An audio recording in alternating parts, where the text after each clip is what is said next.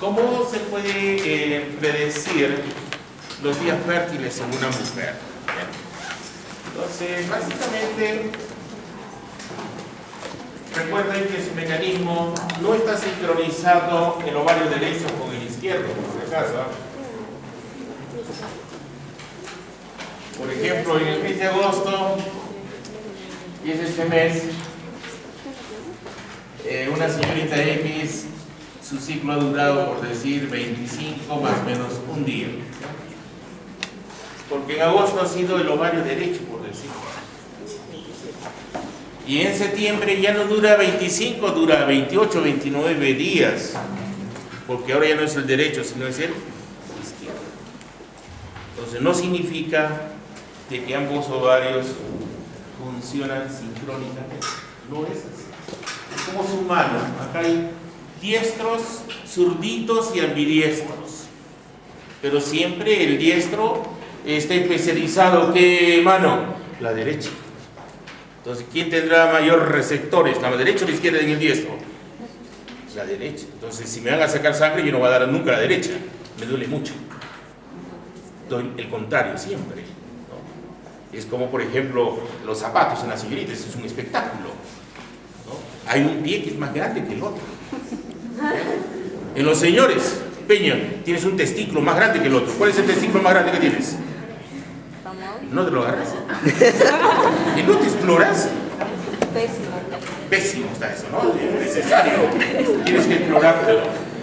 En otros términos, lo que quiero darles a entender que hay una especialización por función. La estructura hace la función y la función hace la estructura. ¿Bien? De tal manera que nunca van a querer que siempre sea 25 más menos 1. Va a haber variabilidad. Ahora, hay una etapa del ciclo menstrual. ¿Cuántas etapas tiene el ciclo menstrual? Eso que quede claro, que hace un rato me han dicho 3. Están locos. 4, ya están más locos. Están solo hay 2. ¿Cuáles son las 2? A ver, este tiene que quedar claro. Hay una fase que se llama la fase folicular, o también se llama estrogénica, y es la lútea, o secretora, o progestacional. Son 2, nada más. ¿Por qué no se le considera a la ovulatoria? Porque es variable. Por eso se aplica la regla del +1 menos 3. ¿Y por qué el menstruo no es una fase? No es una fase, una etapa, porque el menstruo es parte de la folicular. Cuando no hubo embarazo, ¿qué sobra? La capa funcional del endometrio. ¿Y quién me mantiene la capa funcional del endometrio? La progesterona. Y como no hubo embarazo, baja mi progesterona y la mujer se vuelve triste. Llora cuando pierde su menstruo. No, es parte de. Nosotros como animales de vida libre, nuestro cuerpo está diseñado ¿para qué? Para reproducirse. Entonces nuestro cuerpo pide reproducción. Y cuando está ovulando, ¿no? Hace señales de humo, viene con taco y golpea el piso. Conmigo, estoy aquí. Pero ustedes tienen un área prefrontal que está la conciencia, el dominio de uno, y dice, estoy estudiando, yo no quiero reproducción. Anula ese estímulo. ¿Estamos de acuerdo? Anula. Porque es mujer de vida libre, pero no quiere reproducirse. Sí. Pero su cuerpo, ¿qué pide? Reproducción. Entonces, esta fase de aquí del menstruo, se inicia el ciclo menstrual y acaba con el siguiente inicio del siguiente ciclo menstrual. Entonces, 2 etapas. Si quieres fases, la folicular y la lútea. ¿Cuál es la que es estable en cuanto a tiempo? La lútea, 14 días. 14 días. Y en base a eso se establecen los días fértiles y los días de diversión. Que todos estos son días de diversión, incluyendo la menstruación. Pero hay culturas que no tienen contacto con la menstruación, pero no importa eso. ¿Bien? ¿Y por qué se aplica la regla del +1 menos 3? Imagínense, vamos a hacer el ciclo normal, entre comillas normal. ¿Por qué? porque los ciclos menstruales o sexuales, lo mismo, van de 22 a 35 días. Hay unos que dicen 36 días, por si acaso. Varía. Yo he visto que la fisiología varía de un libro a otro, pero los valores no nos interesan. Los mecanismos sí. Entonces, miren, agarramos el de, entre comillas, normal, de 28, resto 28 de 14, me da 14. Y aplico la regla del más 1 menos 3. Quiere decir días probables más 1, 15. Menos 3, 13, 12, 11. Día de estreno, 13. Día promedio. Entonces, estos son días fértiles. El 11, el 12, el 13, 14 y el 15. Entonces, día probable que realmente ovulen el día central, el día 13. Pero, siempre hay peros. En la fertilización, nosotros dependemos de una célula chiquita que viene a ser la célula germinal del espermatozoide, frente a una célula grande que viene a ser el óvulo. Pero siempre el óvulo es X. Y acá yo tengo, este es X y hay otros más chiquitos, el Y. Si fertiliza el X, lógicamente va a ser mujer. Y si fertiliza el Y, es hombre. Pero por movimiento, ¿quién cree que si más rápido se mueva? El Y. Y lo van a ver, ya han hecho prácticas, esto todavía. Van a ver el traje, es un espectáculo. ¿Ya? Qué bonito, los Y son turbos. Turbos interculares. Y lo van a ver fácilmente.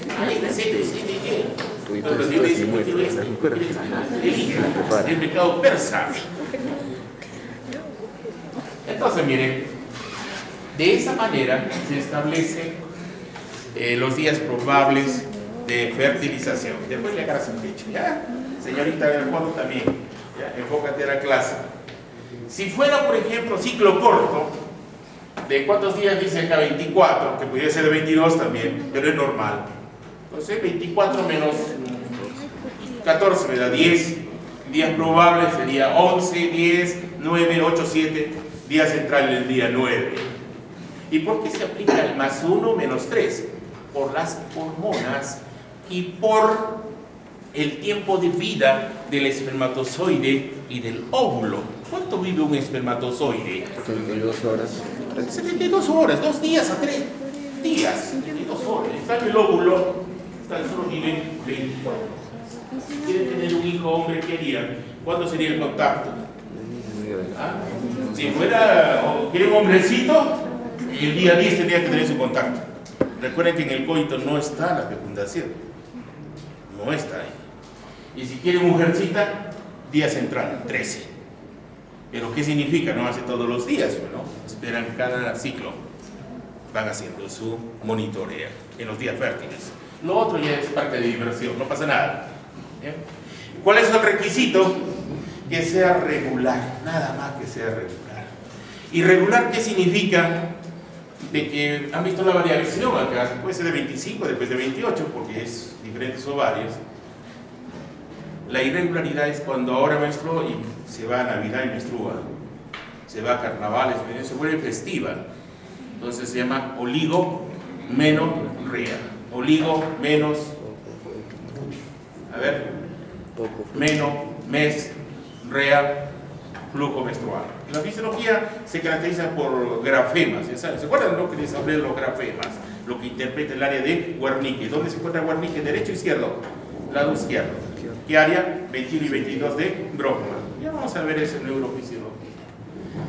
Esto es importante, la mujer percibe su moco del cuello uterino, si tiene filantez o es espeso. Entonces, cuando la mujer es periovulatoria, cambia la mucosidad del cuello uterino, se hace filantez y siente la mujer que desciende un líquido ligeramente viscoso. Esos son días de fertilidad. Pero cuando la mujer no está en días fértiles, ¿cómo es el moco? Denso, espeso. Entonces viene el espermatosaurio, cabezazo y cabezazo nunca va a penetrar. ¿Por qué? Porque son días no fértiles. ¿Cuándo atraviesa el cuello uterino? Cuando son días fértiles. Y es más, el pH de la vagina es ácido por el Duderlium, que es flora bacteriana, y por el lactobacilo. Entonces, le da acidez y es un mecanismo de protección innata en la mujer. Pero cuando está periovulando, cambia su pH. Cambia el pH de tal manera que sobreviven los espermatozoides. ¿Cuál es el pH del semen? 7,8. Y el pH del semen es 7,2, 7,8. ¿Es alcalino o no es alcalino? Es alcalino. En cambio, el pH de la vagina de la mujer es ácido. Ácido. Varía en la mujer, por si acaso también, entre mujer y mujer varía. Puede ser 5, 5,5, 6, pero es ácido. Este es el método que los curitas de la Iglesia Católica recomiendan. Cuando hacen sus charlas prematrimoniales, estos curitas, bueno, en las diferentes iglesias, sacan un moco, no sé dónde sacarán, y dicen, este fue un moco, mano. Son especialistas para el método del ritmo, se llama eso. ¿Ya? No están en contra de ello. La Iglesia Católica recomienda esto. Lo que está en contra es más bien del ACE y la CO. El ACE, ya saben ustedes, ¿cuántos folículos se reclutan? Hablábamos, 10 a 15. Y pueden ser 15 que se fertilicen. Y tan solo uno es el que elige. Y eso dice, ¿por qué? Si ya es una vida. ¿Por qué no los 15? Pero imagínense tener 15 hijos, es una locura. Si no pueden con uno y que el marido piensa otro hijo más o dos, es una locura, no se casen, terminan. Colpocitograma, una evaluación del eje hormonal sexual femenino es los cambios que ocurren en el epitelio de la vagina. A eso se le llama colpocitograma. Y algún grupo lo ha hecho, creo, en Fisiología 1. Es bonito realmente conocer esto, es parte de uno, es parte de la fisiología femenina y es un método para poder controlar cómo es el útero. Si no son fecundas, uno puede con el colpocitograma ver cuál es el problema, porque repercute en la vagina y el eje hormonal. Tenemos en la vagina 4 estratos celulares, la superficial, la intermedia, la parabasal y la basal. Pero una mujer en edad reproductiva, la edad reproductiva significa que la LH es más que la FSH. Si yo tengo que la FSH es más que la LH, esto me dice que es prepuber o menopáusica. Pero si la LH es más que la FSH, me dice edad reproductiva. ¿Y eso qué va a permitir? Me va a permitir de que predominen en el epitelio vaginal células superficiales e intermedias. Esas células superficiales e intermedias tienen ciertas características en cuanto a su estructura y en cuanto a la coloración con colorantes bifásicos, como por ejemplo Jensen, Romanowski, Roy, hematoxilina eosina, Papa Nicolau, qué sé yo. Entonces, si yo veo esto, por ejemplo, este es de vagina, no es epitelio oral. A los alumnos lo hago hacer de epitelio oral para que no haya compromiso, pero un día un alumno me dio de su abuelita, de su mamá, de su enamorada y de su hermanita que tenía 8 años. Y lo vimos, lo teñimos y vieron todo. Es un espectáculo. Pero bueno, este es de vagina, sí. Si yo veo en la coloración, las células no son naviculares, que tienen un núcleo pignótico y se tiñen de colorante básico, entonces yo digo, este está en la fase folicular. Pero si yo veo esto, no presentan dobleces, son las células superficiales y se tiñen con colorante ácido. Esta está periovulando. Periovulando quiere decir que está dentro de la regla del +1, -3. Pero si yo veo aquí, yo digo, esta es tristeza de la mujer. No hubo fecundación. Las células son naviculares. Naviculares, unas naves. ¿Ven los dobleces acá? Miren, ¿ven estos dobleces? Y se tiñe de color azul. Está en la secretor lútea o progestacional. Y si veo, por ejemplo, estas son células basales y parabasales. Las ven, las cuboides, que son distintas a estas, ¿no? Estas son células pornificadas, que es distinto a esto. Entonces, esta es de una persona menopáusica o prepuber. Entonces, menopáusico o prepuber, ¿hay estímulo de estrógenos o no? No. Fertilización. ¿La fertilización se establece en el coito o no se establece en el coito? No se establece en el coito, porque en el coito hay la presencia de los espermatozoides que tienen que coagular. ¿Y por qué coagula los espermatozoides del semen? Por el fibrinógeno. ¿Quién me da el fibrinógeno? La vesícula seminal, y es un mecanismo de protección. ¿Ya? Entonces se coagula ahí y están protegidos.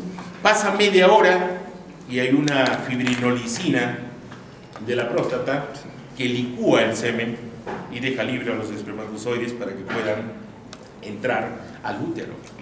Y en el útero, la E2, ¿ya? La E2 permite la capacitación espermática. ¿Qué viene a ser la capacitación espermática? De que los estrógenos estimulan la formación de una proteína que se llama dineína en el espermatozoide. ¿Qué hace esta dineína? Transforma la energía química, ATP, en energía mecánica, movimiento. Eso se llama capacitación. Entonces todo espermatozoide tiene que estar capacitado. ¿Para qué? Para que pueda avanzar, porque es un terreno inhóspito y es muy largo. Entonces el tiempo que demora es relativo. Algunos dicen 4 horas, 6 horas, 8 horas, 10 horas. Tómenlo como en consideración entre 8 a 10 horas. ¿Ya? Es el común denominador. ¿Ya? Y 20 minutos demora en atravesar, que se una la membrana del espermatozoide con la membrana del óvulo. ¿Ya? Ese es 20 minutos. Entonces en promedio entre 8 y 10 horas y 20 para que puedan fertilizar. ¿Y en dónde se da la fertilización? Se da aquí, en la tercera parte final de la trompa de falopio, acá. ¿Bien? De tal manera que el óvulo está esperando aquí en el espermatozoide, o el espermatozoide espera el óvulo. ¿Bien? Entonces, ¿quién estimula que se desplace el espermatozoide hasta que se fertilice? Son los estrógenos o la progesterona. Los estrógenos. ¿Y quién permite, una vez fertilizado el huevo cigoto, para que se dé la anidación y la implantación? La progesterona. ¿Cuánto tiempo demora entre la fertilización y la implantación? 6 a 9 días. 6 a 9 días. Y ahí vamos a depender de la gonadotrofina coriónica humana para que el cuerpo lúteo comience a producir ¿qué? Progesterona y estrógenos. También androstenodiona, por supuesto, ¿ya? Pero fundamentalmente progesterona. Pero después ya, cuando no hay cuerpo lúteo, ¿quién es el responsable de mantener la progesterona y los estrógenos? La placenta. ¿Ya? ¿Y qué hace la placenta? La placenta es un espectáculo. La placenta, a término de embarazo, nos produce la relaxina. ¿Para qué es la relaxina? ¿Es esteroideo o es proteico? No es esteroideo, es proteico. ¿Ya? Es un oligopéptido. ¿Y qué hace? ¿Qué produce en las articulaciones? Para el proceso de parto. Produce relajación para favorecer el reflejo de parto en las contracciones de Braxton Hicks. ¿Ya? ¿Dependiente de quién? De la oxitocina.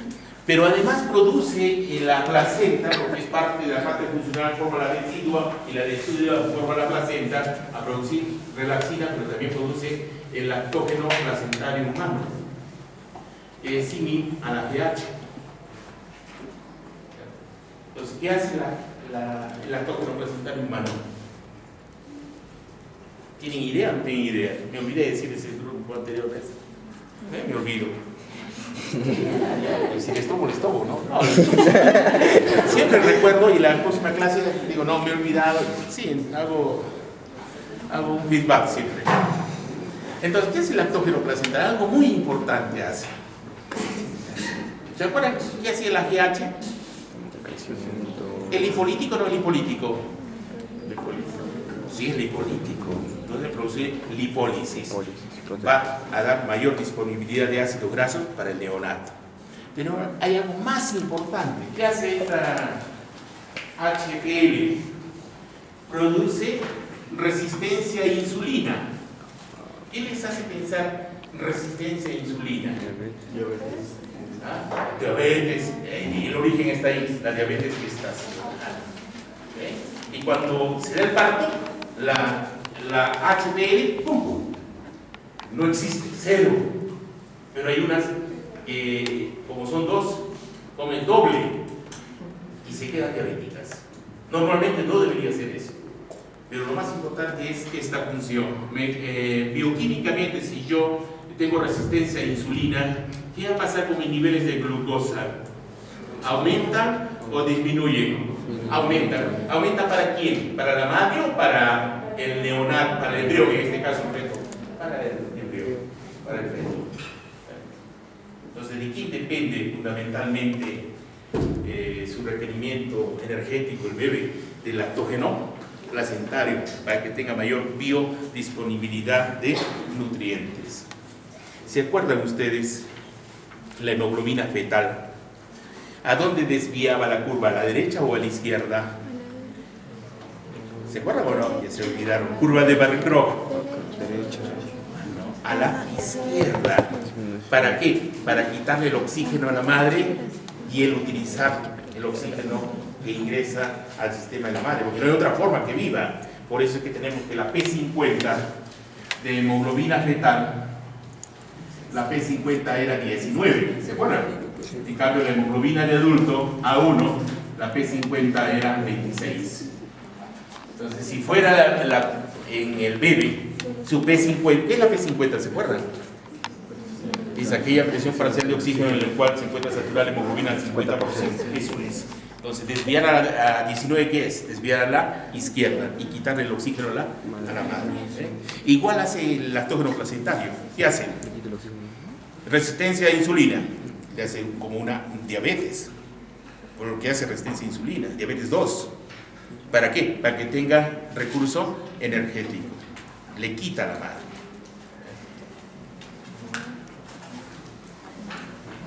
Oxitocina.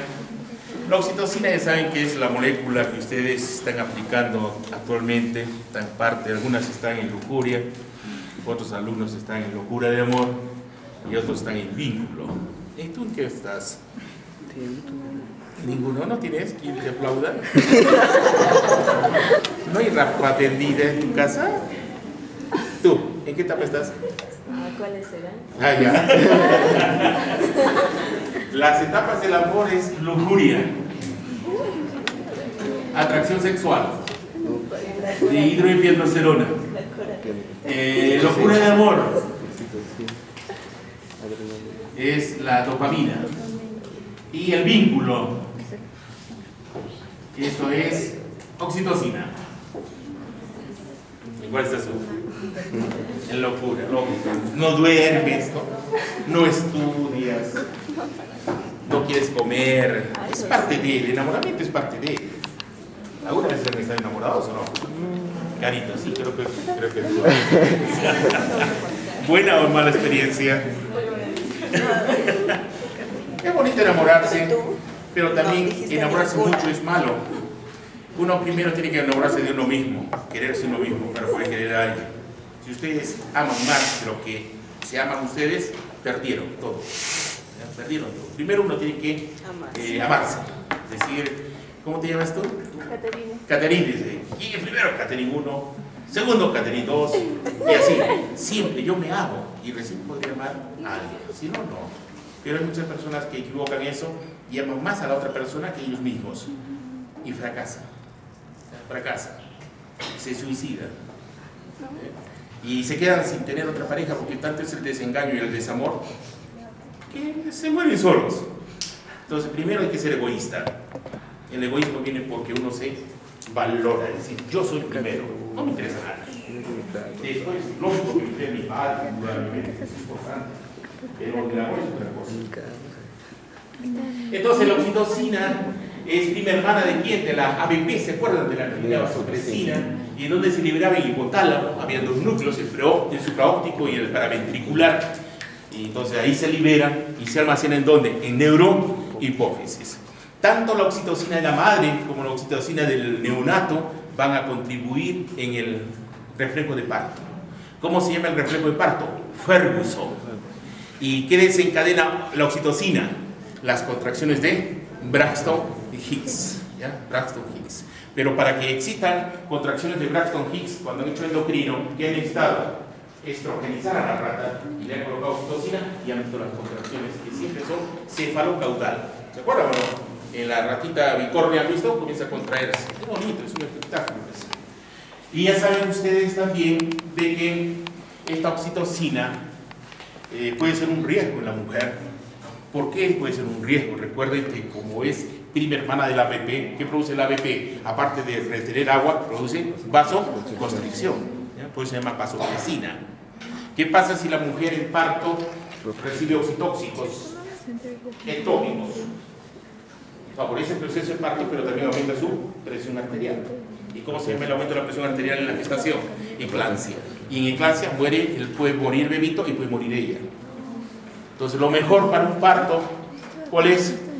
El parto instrumentado. Viene a ser la cesárea.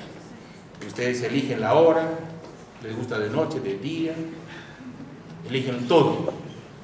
En cambio, un parto vaginal, que se llama eleutóxico, es complicado. Es complicado. Síndrome premenstrual. El síndrome premenstrual es muy particular de las mujeres y es dependiente de la disminución de la progesterona y también contribuye aquí la ABP, la angiolina vasopresina. La mujer retiene el líquido y al retener líquido duele la cabeza, hay cefalea y duelen los senos, hay mastalgia, duele la parte baja abdominal, hay unas que tienen problemas hasta miccionales, de fritar. Y dispareunia, entonces se habla de la dispareunia, de relaciones sexuales dolorosas. En algunas, no todas. Pero lo más particular, ¿cuál es? El cambio emocional, ¿ya? El cambio de la conducta. Se vuelven muy irascibles, muy susceptibles. Entonces, hablar con una mujer hay que ver el clima primero, ¿ya? Hablar con el meteorólogo. Me acuerdo de eso. Sí, hablar con la mujer, porque no sabemos en qué etapa está. Es fácil de detectar. Si yo veo, yo la comienzo a distinguir. Tú estás aquí, estás en la folicular, tú estás ovular, tú estás en la lútea, mañana vas a menstruar. Es fácil. Eso se llama lenguaje corporal. Y toda persona debe saber con quién habla. ¿Ya? Es fácil detectar eso. Lleguen a neurofisiología, a Alexander Luria, lenguaje corporal. Es bonito, tú has hecho, creo, ¿no? Conmigo, Herrera, no me acuerdo de ti, ¿dónde te conozco? En farmacia. ¿En dónde? En farmacia. Ah, en farmacia te acuerdas, yo pensé que era la UNSA, ¿sí? Pero ya hemos hecho lenguaje corporal, ¿te acuerdas? Es bonito, es algo que uno debe saber. Cuando estás frente a una persona, tú debes saber si es empático o antipático o te está engañando. Es fácil, ¿ya? Fácil de establecer eso. Entonces, miren, cuando se da el ciclo premenstrual, coincide con el reclutamiento folicular. ¿Y cuándo se da el reclutamiento folicular? 48 horas antes de la menstruación. Se da en la lútea. ¿Y por qué se da el reclutamiento folicular en la lútea? Porque ahí empieza el avance para establecer el folículo dominante. ¿Cuándo se establece el folículo dominante? El día 6, justo cuando acaba la menstruación. ¿Cuántos días debe menstruar la mujer? 3 a 5. Toallas, 3 a 5 toallitas si quieren, ¿no? Entonces, de 10 mujeres, ¿cuántas tienen síndrome premenstrual? 8. Las otras 2 son IT, parecen hombres, pero menstruan. Es increíble. ¿Alguna de ustedes las manda a la cama? No creo, ¿no? Hay unas que tienen disforético. El síndrome disforético es otra cosa, es una locura. Síndrome disforético, se llama así. Las manda a la cama y no puede ver luz, tienen fotofobia. Ve luz, vomita. Hay otras que no pueden escuchar bulla, ni que hablen. Hablan, escuchan televisión, ¡pum!, vomita. ¿Ya? Tienen el síndrome del rumiante. De todo vomitan. Como hay un arreglo hormonal, muchas comienzan a tener emesis. Y en el primer trimestre de embarazo. Y tienen, ¿cómo se llama? Los gustos, los antojitos. Y también el hombre, también, cuando la mujer está embarazada, también tiene antojitos. Es parte de un proceso bonito. Cambia toda la organización de familia. Bueno, esto es importante, lo que les hablaba acá. Cuando la mujer es prepuber, la FSH es mayor que la LH. En cambio, cuando la mujer está en edad reproductiva, la LH siempre es más que la FSH. Es más, ¿quién es más sensible? ¿La LH o la FSH? La LH, ¿ya? Que la FSH. ¿Cuándo es problema? En ovario poliquístico, cuando la relación LH-FSH es más de 3. Problema. ¿Ya? Problema. Y cuando la mujer es menopáusica, vuelve nuevamente este sistema no reproductivo. La FSH es mayor que la LH. Menopausia. La mujer, cuando llega a la menopausia en Arequipa, es precoz, 40, 45 años. En cambio, en la costa es 50 años. Países desarrollados puede ser hasta 55. Es una menopausia tardía. En cambio, acá la menarca es precoz. No, varón. La menarca viene a ser tardía acá y es precoz la menopausia. Todo depende del medio ambiente, la alimentación, la genética, la herencia. Es un factor determinante. Por ejemplo, en países desarrollados la mujer menstrua en 8 años, pero 8 años ya es 1,70 m. Acá 8 años es 1,50 m, 60 m. Entonces las que menstruan muy rápido también se quedan bajitas porque el sobretiro de crecimiento depende de estrógenos. Y usted mira, bueno, ¿y cómo el hombre crece? Porque él tiene menos estrógenos, por eso es que le permite mayor crecimiento. El cierre epifisiario más dependiente de los estrógenos que de los andrógenos. Por eso que el hombre crece más. Bien. Ahora, ¿de qué vive la mujer si ya no tiene? Tiene ovarios, y ya tiene folículos. ¿Quién producía los estrógenos? Las células de la granulosa. Pero también me produce estrógenos, ¿quién? En la fase secretora, aquí, el cuerpo lúteo. Hay una pregunta del examen, ¿verdad? Que vean lo que les he puesto. Ahí dice fase secretora. Entonces, fase secretora, ahí hay secretora del cuerpo lúteo. ¿Y quién está produciendo estrógeno? No es la granulosa, es el cuerpo lúteo. ¿Qué sucede acá? Falla el eje. Falla el eje. Como no hay quien frene, no hay feedback, porque quien me hacía el feedback, ¿quién era? Los estrógenos, el estradiol 17 beta. Como no hay, ¿quién se dispara? La GnRH se eleva mucho y eso cambia el centro termorregulador. Hay los famosos bochornos. ¿Qué es un bochorno?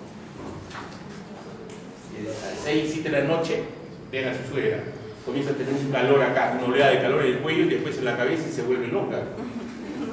Cambia la conducta, es terrible, ¿no?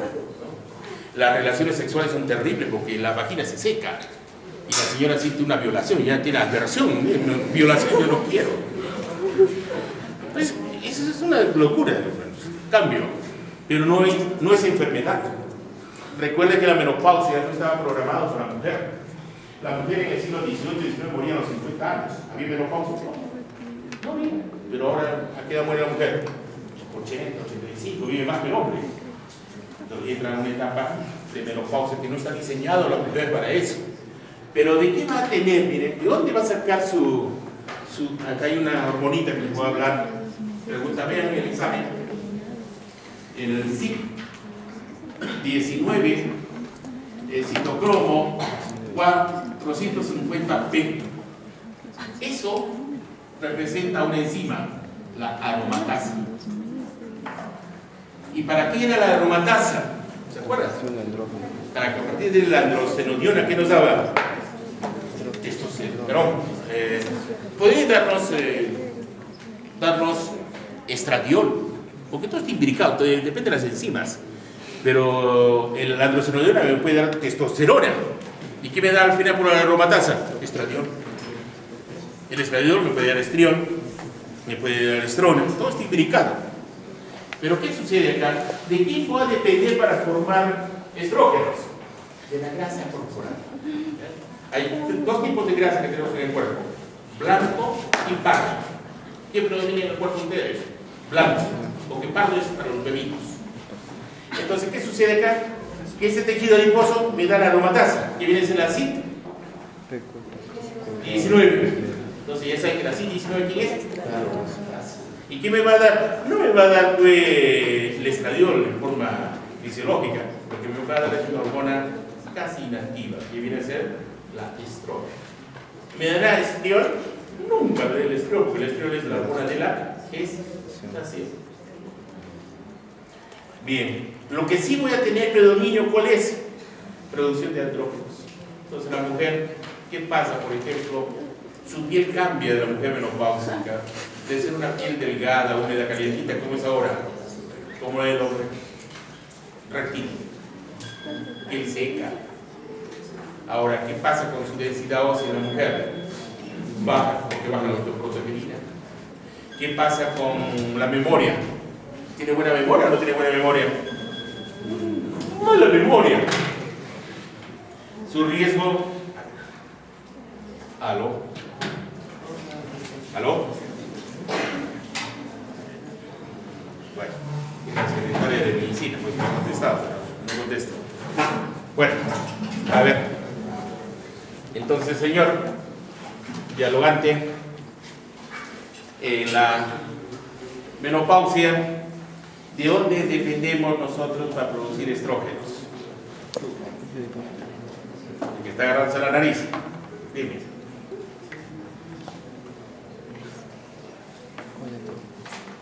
Si ya la menopáusica nació con 1 millón de folículos, llegó la menarca con 400.000. En su vida sexual reclutaba 10 a 15, pero la mayor parte entraban a apoptosis.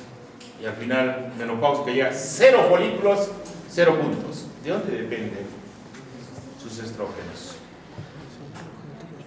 ¿De dónde? De la grasa corporal, ¿ya? De la grasita. Pero la que se forma es activa como el estradiol, es estrona, es inactiva es, ¿ya? Y hay un cambio fisiológico lógico, de la menopausia. Tienen 2 seminarios que tienen que valorar ahora. Uno es Stein-Leventhal, ¿no? Y el otro es endometriosis. Eso lo van a ver en práctica. Pero en pocas palabras, este es el ovario poliquístico. ¿Y cuál es el problema? El problema es granulosa, FSH. Quien produce la aromatasa, ¿quién es? Las células de la granulosa. ¿Por estímulo de quién? De la FSH. Y si yo tengo problemas de la aromatasa, ¿cómo se quedan mis precursores de estrógenos? Se quedan como andrógenos. Y lo que voy a tener es una hiperandrogenemia. ¿Y qué significa hiperandrogenemia? Dígame. Que ha aumentado los andrógenos en sangre. ¿Y qué va a pasar cuando aumentan los andrógenos en una mujer? ¿Su piel va a ser igual ya o cambia? Cambia. Va a tener hirsutismo. La piel de la mujer es glabra. Con hirsutismo quiere decir que comienza a tener un vello grueso, áspero como el del hombre. Aparece el vello en el pecho, tiene barba, bigotitos. Eso no es propio de la mujer. La mujer tiene un biotipo y no va a tener. Al hombre lo han tejido, ¿no, señor? No, la mujer no. Es mamífero que tiene piel glabra. ¿Qué pasa? Comienza a tener acné reactivo. ¿El acné de quién es? ¿De los estrógenos o de los andrógenos? De los andrógenos, de la dihidrotestosterona. Y comienza a engordar la mujer. Entonces ya cambia un biotipo tipo banana. Entonces ya eso ya nos indica. Y comienza lo más característico, ¿cuál es? La oligomenorrea.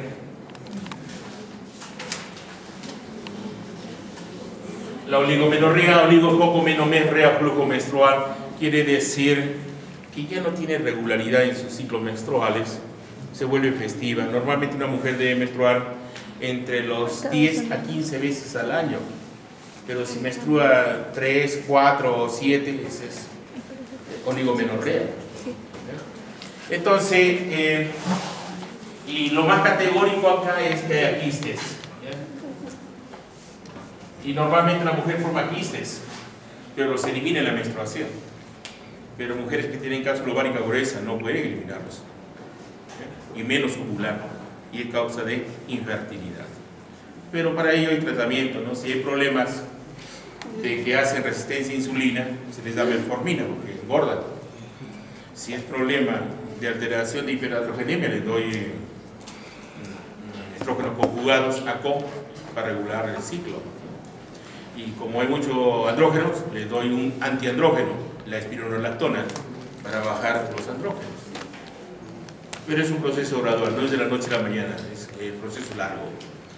Y la endometriosis viene a ser, por ejemplo, hay hombres, por ejemplo, que eyaculan retrógrado, hay eyaculación retrógrada. En vez de expulsar el semen, ingresa el semen. Igual hay mujeres que normalmente la menstruación lo elimina, pero en vez de eliminar, se van a sus aparatos reproductores femeninos, se van a trompa de falopio, se van al ovario, se van a la cavidad peritoneal, se van al saco de Douglas, ¿ya? Acá está el saco de Douglas, se va a diferentes partes y se pega el tejido endometrial así. Y cuando la mujer menstrua, también menstrua ese tejido endometrial y provoca mucho dolor, ¿ya? Mucho dolor. Y es causa también de infertilidad. ¿Ya? Hasta ahí es nuestra clase. Pasemos al sexo débil. Sexo débil, ya saben ustedes, es el hombre. Tu sexo. Ya, entonces no perdóname los pasos. Muy bien. ¿Preguntas o dudas? Ya los tengo ya casi 45, 50 minutos. Pueden pararse, recogerse un ratito, un minuto. Ya estamos.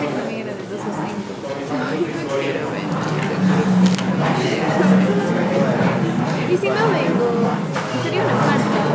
Que se confirmar. Es donde he dicho que tome lista, que explique el día para tengo un compromiso. Sí. No digo que tienes prácticas. Nada me ha dicho que debería tener compromiso. Mira que tienes prácticas. La compra una cinta de mano. Doctor. Edwin, ¿cuándo es siempre? ¿Cuándo es el examen de hoy? Jueves 9. Siempre los jueves. Siempre son los jueves. Son los jueves. Siempre los jueves. La dominio no cambia. ¿Sabes? Inglés es el jueves. Sí, siempre que una semana y ¿Sabes otra fecha? psicópata le tomaba los martes. No, no cambia, la doctora ya nunca cambia.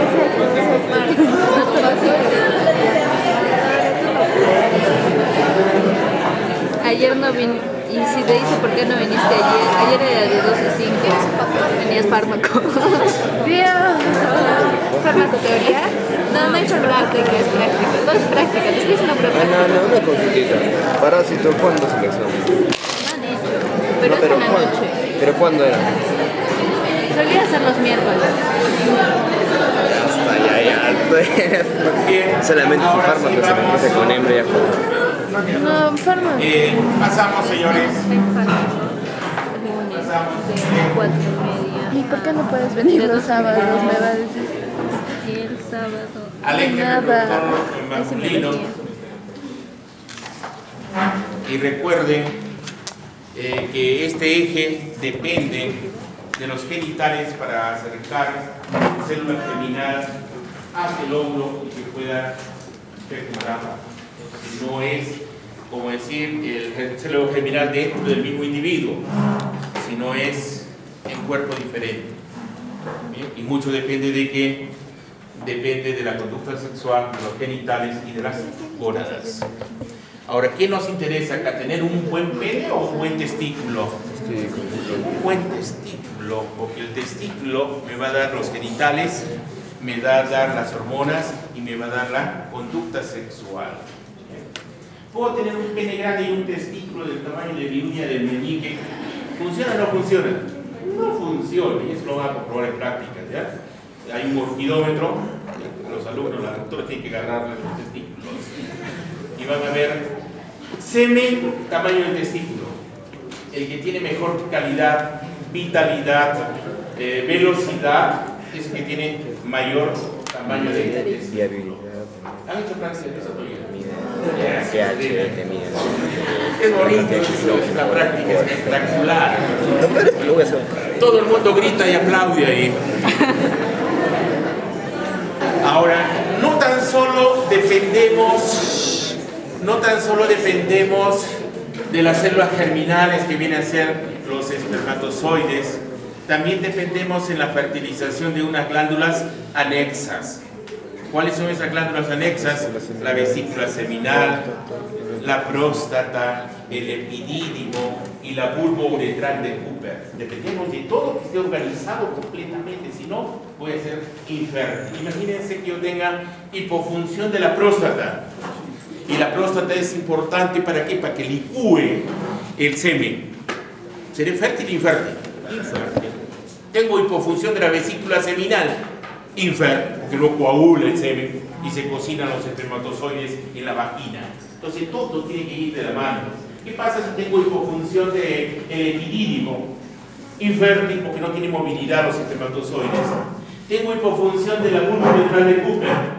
Si la orina, el uréter tiene orina, hay rastros de orina, y si van los espermatozoides ahí directo, ¿se muere o no se muere? Se muere.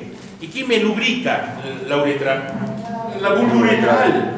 Y sin lubricación, en la eyaculación hay fracciones. Y la primera fracción, ¿cuál es? La bulbouretral, es la que se va. Porque si no hay eso, esterilidad también. ¿Ya? Entonces, es complejo ser fértil. ¿Ya? Es muy complejo. Igual que la mujer. La fertilidad de la mujer es complejo, pero más fácil de valorar en quién es, en el hombre o en la mujer. En el hombre, ya eyacula y te valoro. En la mujer es invasiva y es más largo, es más costoso. Y recuerden que la fertilización hombre y mujer es 50-50. Antes se les echaba la culpa a la mujer. Mentira. Y muchas de las veces el hombre es el del problema. El pantalón pitillo que tiene Peña, ese es esterilidad. Lógico, todos los pantalones que son pegaditos, que suspenden el estómago, es causa de esterilidad. El testículo debe tener la misma temperatura, no debe tener la misma temperatura que el eje del cuerpo. No, menos 2 grados centígrados. ¿Se acuerdan que había una hormona que no alteraba la producción de calor? ¿Se acuerdan cuál era? La T3 reversa. ¿Qué pasa si no hay esa hormona? Incendio testicular sería. No, infertilidad. Bueno, entonces vamos a entrar a este eje que es fabuloso, que debe tenerlo conocimiento hombre y mujer. El eje es el mismo en hipotálamo, solo que la diferencia es que tan solo tenemos un centro tónico nosotros los hombres. Es como un goteo, gota a gota. No hay cíclico. Cuando nace el hombre, ¡pum!, el cíclico se anula. ¿Y cuál era el cíclico en la mujer? El supraquiasmático y el preóptico medial. Se suprime. ¿Y de quién depende su sexualidad del hombre? Del tónico. ¿Cuál es el tónico? El arcuato y el ventromedial hipotálamo. Eso tiene que llevarlo a memoria a largo plazo, nunca olvidarse, porque todo depende de ahí. Entonces, esta es la misma del hombre, es vertida hacia el sistema corto hipotálamo hipoficiario y actúa sobre las células gonadotrófas de la adenohipófisis que libera LH, FSH. Hasta ahí son idénticas. Solo que en hombres decían, no, en hombres hay otra. ¿Cómo que si el hombre no tiene cuerpo lúteo, para qué va a ser el LH? Y hablaron de una nueva hormona que era la hormona estimulante de las células intersticiales de Leydig. Mentira, no existe, es la misma, hombre y mujer. Lo que ya varía aquí es en gónadas. La FSH, ¿se acuerdan que actúa sobre la granulosa? En este caso va a actuar sobre las células de Sertoli. Y la LH actuaba sobre las células de la teca interna. Aquí actúa sobre quién? Leydig. Sobre las células intersticiales de Leydig. Hay una alumnita del grupo anterior que me hizo una pregunta, ¿y qué es la función de la teca externa? Buena pregunta también, ¿eh? ¿Tiene una acción hormonal? ¿Qué me dicen ustedes? No tiene ninguna, lo único es protección, nada más. Su origen mesenquimal, punto. ¿Ya? Tiene que protegerse, ¿contra qué? Contra todo lo extraño. ¿Ya? Pero no tiene función, la que tiene función hormonal, ¿sí? La teca interna, eso sí es clarísimo. Veamos aquí. Lo único que tenemos acá es el centro tónico. Gota a gota. ¿Ya? Nuestro eje es el mismo. ¿Se acuerdan que en el eje de la mujer quien potenciaba era la leptina, la noradrenalina, la acetilcolina? Igual. ¿Quiénes inhibían? Inhibía la prolactina, el GABA, la dopamina, la serotonina y los péptidos opioides. ¿Se acuerdan o no? Miren. ¿Cuáles son los péptidos opioides? ¿Se acuerdan? Las endorfinas, las encefalinas y las dinorfinas. Esos son los péptidos opioides. Entonces, estimulan la GnRH, vertidas el porta hipotálamo hipofisiario, liberan FSH y LH, y estos van a actuar la FSH sobre sertolin y LH sobre las células intersticiales. Es el mismo, son los esquemáticos, lo tienen ahí. Hay un aspecto importante en lo que corresponde al eje testicular. ¿Cuál es? La asa ciega. ¿Ya? La asa ciega. La asa ciega nos va a permitir entender la acción de los esteroides anabólicos. Veamos aquí.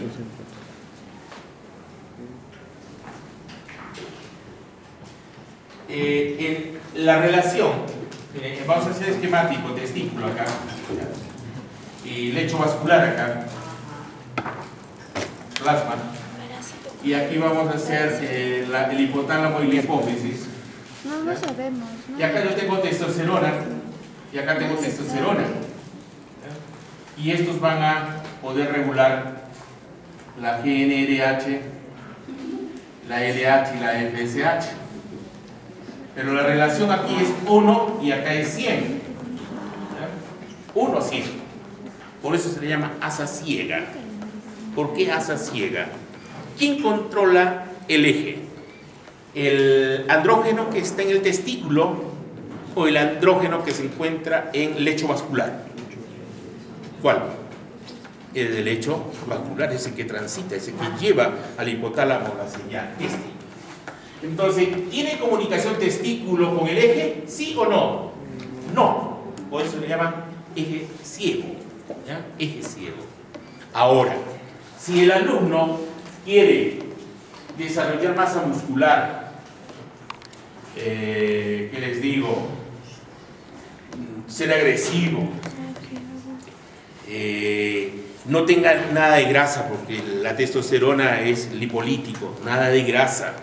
Entonces, puro músculo el individuo. Entonces, puede duplicar, ¿ya? Puede triplicar, puede cuadruplicar el nivel de testosterona. No pasa nada. Pero, ¿qué sucede? Que este nivel elevado lo que va a hacer es frenar aquí y frenar aquí. ¿Qué va a pasar con mi LH y FSH? ¿Habrá o no habrá LH y FSH? No, porque está frenada. Porque nunca voy a competir contra 100. Nunca. Podría aumentar el doble. Le voy a dar a este alumno testovirón, ¿ya? He hecho varias tesis sobre esto. No con alumnos, no con ratas. Testovirón. Y esto antes lo utilizaba hace una década. Era muy utilizado por hombres y mujeres para masa muscular. Los que hacen fisicoculturismo utilizaban estos esteroides anabólicos. Pero ¿qué pasa con este individuo si su función testicular era nula, cero, porque estaba todo bloqueado acá? ¿Tenía estímulo sexual o no tenía estímulo sexual? No la tenía. ¿Qué pasaba con su testículo y su penecito? Se atrofia, lógico. Ese individuo, la rata comenzaba a miccionar sangre y tenía edema cerebral. ¿Se volverá violento o no se volverá violento? El macho alfa, ¿cómo es? Tenemos macho alfa, macho beta. ¿El alfa cuál es? Es el que domina la camada, es el que ordena, es el alfa. ¿A ti te gusta alfa o beta?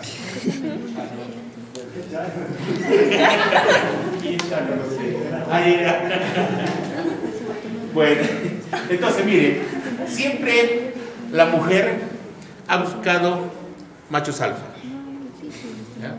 Y el hombre ha buscado mujeres que demuestren ser femeninas. ¿Y cómo se establece ser femenina? Labio grueso. ¿No te olvidas? 2. Cadera ancha. ¿Para qué la cadera ancha? Proceso de parto. No había cesárea. Proceso de parto. Y senos exuberantes. Aunque no tiene que ver nada. el tamaño, pero el hombre miraba seno grande y se iba ahí. Por ejemplo, la lactancia no depende del tamaño, depende del estímulo. Y toda mujer produce leche. No hay que tengo 30 y no tengo leche, mentira. Necesita estímulo. Hay unas pezoneras ahora automáticas, o si no el marido pues, que comience a estimular. Pero toda mujer tiene leche. No hay solo hombre con ginecomastia que da leche. Y son estériles. ¿Él?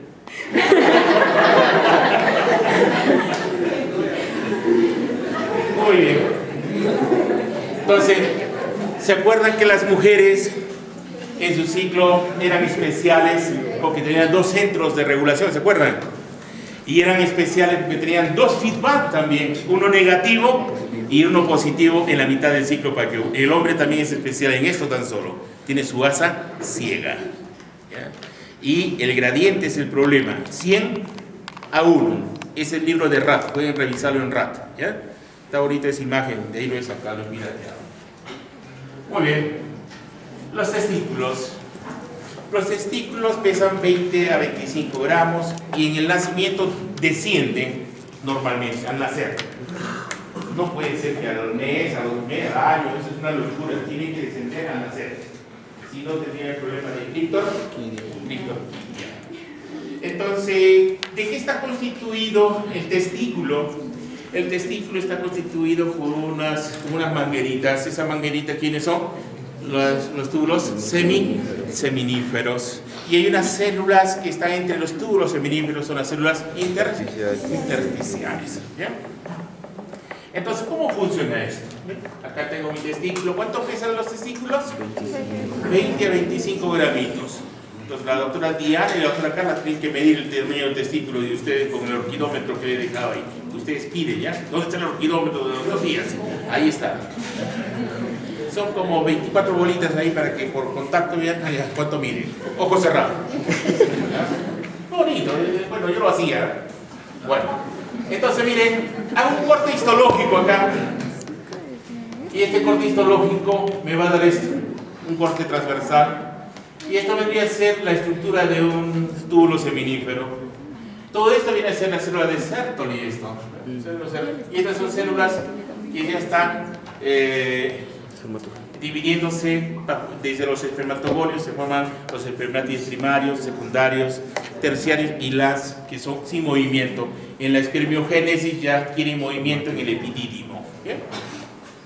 ¿Qué más? Hay unas células que se llaman las células mioides. Estas son sumamente importantes. ¿Ya? Estas células mioides, antes no se les daba importancia, pero ahora han adquirido una importancia tremenda. Porque estas células mioides, a nivel trófico, paracrino, regulan a las células de Sertoli para su proliferación, para su metabolismo, para su estabilidad. Entonces, ¿qué liberan? ¿Qué hormona liberan las células mioides? Liberan la PMOT-S. ¿Qué viene a ser la PMOT-S? Proteína moduladora de Sertoli. ¿Ya? Si yo no tengo esa actividad, no voy a tener una espermatogénesis adecuada. ¿Ya?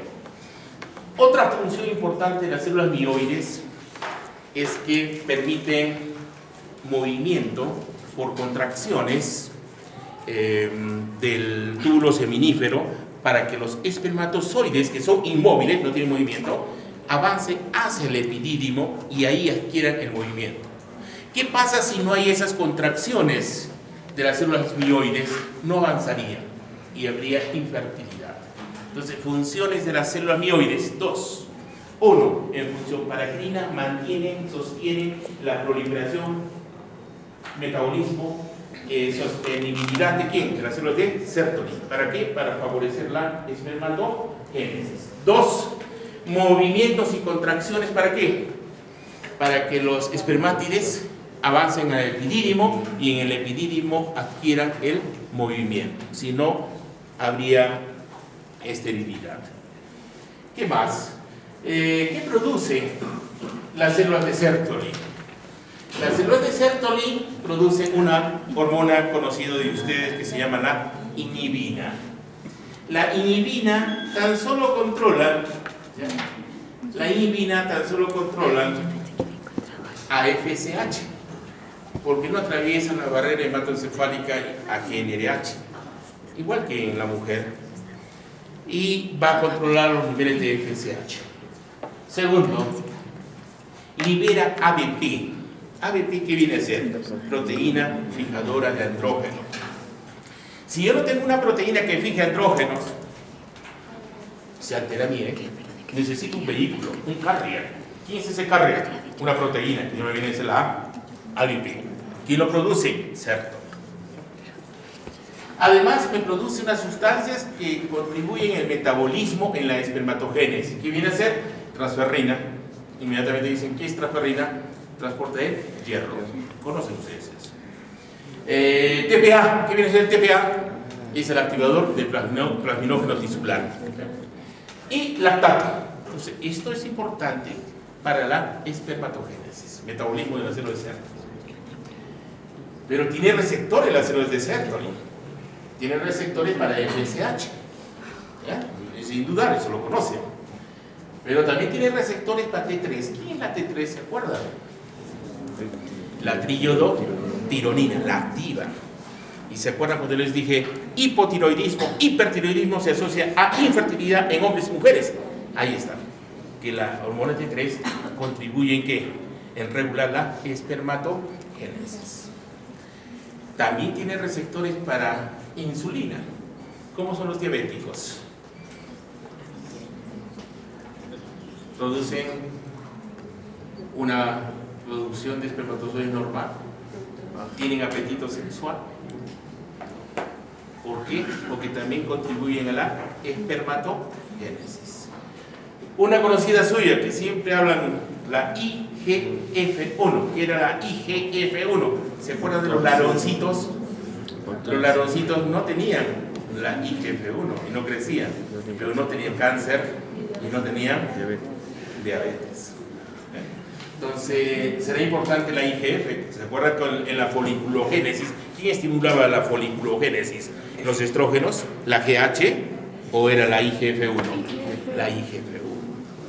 ¿Bien? ¿Cómo se revestía el óvulo para protegerse? Por la IGF-1. Entonces es importante, ¿eh? Y la testosterona indudablemente para la espermatogénesis. Vamos, síntesis de andrógenos, aunque se ve chiquito, pero ya ustedes de memoria deben saberlo. ¿De dónde se forman los andrógenos? Colesterol. El colesterol por la colesterol desbolasa o clivasa que nos da preneolona.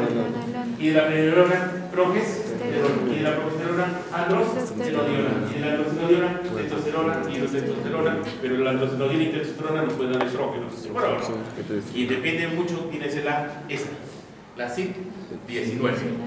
¿Qué era la CYP19? La aromatasa. Revisen los exámenes, siempre hablo de esto. Revisen el examen de esa edad. Muy bien. Prolactina. La prolactina, igual que la mujer, la primera función que se descubre es la denominación. Pero su principal función no es esa, la de producción de leche, sino es reproducción. Permite la acción de la LH. En mujeres la LH, ¿qué nos da? Cuerpo lúteo. ¿Qué nos da la LH? Cuerpo lúteo. El cuerpo lúteo, progesterona, ovulación. En hombres, ¿qué nos da la LH? Andrógenos, por las células de Leydig. Si yo anulo en el hombre las células de Leydig, y se llama células de la castración, ¿habrá andrógenos o no habrá andrógenos? No hay andrógenos, infertilidad. Entonces, ¿se acuerdan que la prolactina había un mecanismo de regulación hacia arriba, regulación hacia abajo? Entonces, si yo excedo la prolactina, tengo una hiperprolactinemia, tengo más de 25 nanogramos por mililitro, ¿qué va a pasar con mis niveles? ¿Suben o bajan? Bajan. Me voy a down regulation. En cambio, si están bajos, me voy up, hacia arriba. Entonces, en el hombre, la ginecomastia que provoca en hombre esterilidad. La mujer cuando está lactando, es una condición fisiológica. ¿Ovula o no ovula? No ovula, porque hay hiperprolactinemia.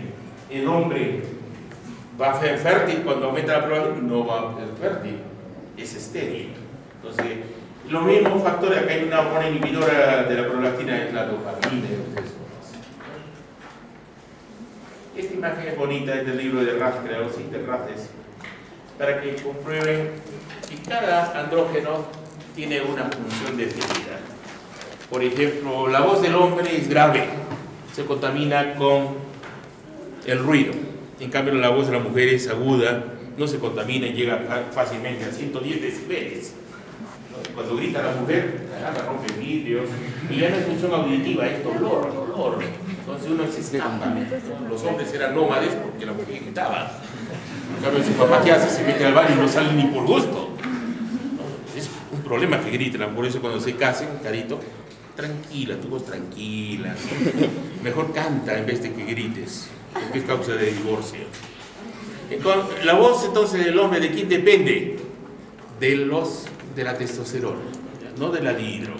Pero la formación de semen dependo de los tres, dependo de testosterona, dihidrotestosterona y de estradiol, de los tres.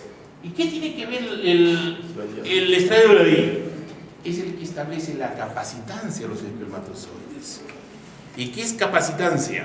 Al espermatozoide que atraviesa el cuello uterino todavía está medio timorato. Ahí se activa una proteína llamada dineína. Dineína. Pregunta el examen, es dineína. ¿Y qué hace la dineína? La dineína es la que acopla. La dineína es la que acopla lo que es el estímulo químico, ATP, a estímulo mecánico. Entonces, como que adquiere más velocidad y eso se llama capacitancia. Entonces, ¿qué pasa si no tiene capacitancia? ¿Será fértil o infértil? Infértil. Necesita capacitación el espermatozoide. ¿De quién depende, por ejemplo, la próstata, por ejemplo? La función prostática es de la dihidrotestosterona. Pero todo hombre que llega a los 50, 55, comienza a tener problemas. Comienza a tener lo que se llama disuria, dolor amicional y riego por goteo. Entonces ven sus compañeros mojado el zapato y está mal de la próstata. ¿Por qué? Por esta función, miren. La próstata envuelve, acá está la próstata, es como una nuez que está envolviendo a quién, a la uretra. Y cuando aumenta el tamaño de la uretra, ¿qué pasa? Dos problemas. Se obstruye la uretra, no pasa la orina. Y como aumenta, se hipertrofia la próstata, la vesícula seminal como que se suspende. Y ya no puede controlar la orina. Se llena y cada rato quiere ir al baño. Cuando se obstruye totalmente, hay una sonda urovesical que entra por acá, por el meato, para atravesar todo esto. Con mucho dolor. ¿Ya? Acuérdense de mí. Yo no me han puesto a mí todavía. Ni quiero que me pongan. ¿Y de quién depende la prostatitis, la hipertrofia y la hiperplasia? De la dihidrotestosterona. ¿Y de dónde venía la dihidro? De la testosterona. ¿Por acción de quién? De la 5-alfa reductasa. Entonces, ¿cómo soluciona el problema? Un inhibidor de la 5-alfa reductasa, la finasteride. Es un farmaquito que es espectacular porque al no formarse dihidro ya no se hiperplasia la próstata. Es la finasteride.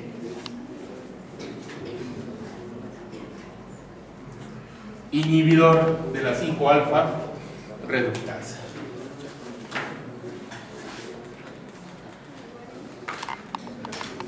Por ejemplo, ¿de quién depende la barba? La calvicie. De la dihidrotestosterona. El acné, un chupo ahí, un granito de agua, ¿no? Por aguantado está ahí. Entonces, ¿de qué es? De la dihidrotestosterona. Crecimiento del pene, del escroto, del conducto deferente, dihidrotestosterona. ¿A quién echarle la culpa? ¿Ya? En cambio, masa muscular, testosterona.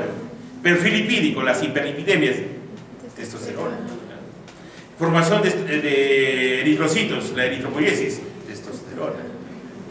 La voz, testosterona. ¿Qué más? La barriga chelera, testosterona. Mineralización ósea, testosterona. ¿Qué más? Por ejemplo, la tendencia sexual y la agresividad, depende de testosterona, de hidrotestosterona y L2. ¿Ya? No tan solo depende de testosterona. El eje, ¿quién lo regula el eje? Los tres. Testosterona, dihidro y la estradiol. Y la testosterona tiene que ver con las vesículas seminales, el epidídimo y los conductos de Pareto. Este es un espectáculo. Se ríe, ¿no? Pero bueno, ¿de qué depende que haya erección? ¿Hay estímulos visuales o no? ¿Hay estímulos táctiles? También. ¿Hay sueños eróticos? También. Herrera, ¿has despertado con erección o sin erección? Logia. Sí. Todo hombre tiene un pulso hormonal en sueño REM. Sueño REM. ¿Y qué es el sueño REM? Movimiento del globo ocular rápido. En ensoñación, antes de despertar, hay erección. Hasta los bebitos, cuando vean su bebito dentro de media hora, van a ver que tiene erección y le va a funcionar en la cara. Es un espectáculo. Entonces, miren, todo depende del parasimpático. El parasimpático provoca erección, en cambio, el simpático, eyaculación. Entonces, aquí depende del óxido nítrico, ¿ya? Por el parasimpático. Entonces, acá tengo unos sinusoides. Y esos sinusoides serían los análogos a los capilares, a la capilarización, por ejemplo. En hígado, ¿tengo capilares o tengo sinusoides hepáticos? Sinusoides hepáticos. En médula ósea, por ejemplo, ¿qué tengo? ¿Tengo sinusoides o capilarización o ambos? Ambos. Ambos, porque tiene que dar aporte sanguíneo y tengo que tener sinusoides. En cambio, en el pene tengo sinusoides. ¿Ya? Entonces, si estos sinusoides están contraídos, ¿se llenan de sangre o no se llenan de sangre? No se llenan de sangre. El pene va a estar flácido, triste, melancólico, lloroso. Pero si se llenan de sangre a través de las arterias helicinas, entonces va a estar turgente y eréctil. Pero ¿quién provoca todo ese mecanismo? Todo ese mecanismo está aquí. ¿Ya? Fibra parasimpática, llega la acetilcolina, que libera en célula endotelial el óxido nítrico. ¿A partir de quién? De la arginina. Este óxido nítrico va hacia las fibras musculares lisas del pene, de los cuerpos cavernosos. Lo que va a hacer es activar la actividad de la guanidato ciclasa. Sustrato, GTP. ¿Qué nos da como producto? El GMP cíclico.